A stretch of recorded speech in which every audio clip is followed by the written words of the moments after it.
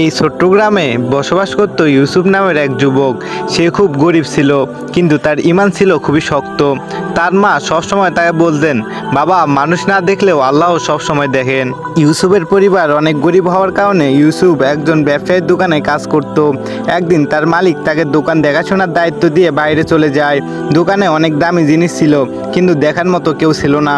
তখনই শয়তান ইউসুফের মনে কুমন্ত্রণা দেয়। ইউসুফ দামি জিনিসটি নিতে যাচ্ছিল, কিন্তু তখনই তার মায়ের কথা মনে পড়ল যে মানুষ না দেখলেও আল্লাহ সবসময় দেখেন।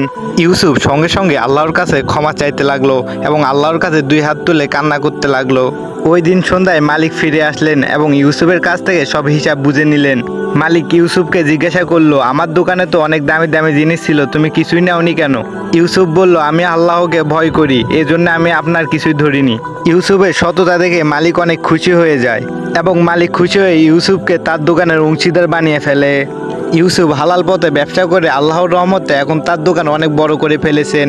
কিন্তু ইউসুফ এগুলো নিয়ে কোনোদিন অহংকার করেননি এবং আল্লাহর নামাজ ছেড়ে দেননি। একদিন ইউসুফ তার গ্রামের লোকদের বলল, রিজিক মানুষের হাতে নয়, আল্লাহর হাতে, আমরা মানুষরা অংশীদার মাত্র।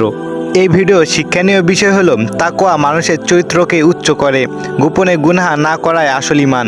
আল্লাহর জন্য কিছু ছাড়লে আল্লাহ তার চেয়ে উত্তম কিছু দেন। হালাল রিজিকই বরকত। তো ভিউয়ার্স, আজকে ভিডিও এই পর্যন্তই। ভিডিওটি ভালো লেগে থাকলে অবশ্যই ভিডিওতে একটি লাইক করে দিয়ে চ্যানেলটিকে সাবস্ক্রাইব করে রাখবেন। আর এই রোজার মধ্যে অনেক কষ্ট করে আপনাদের জন্য ভিডিও বানাচ্ছি।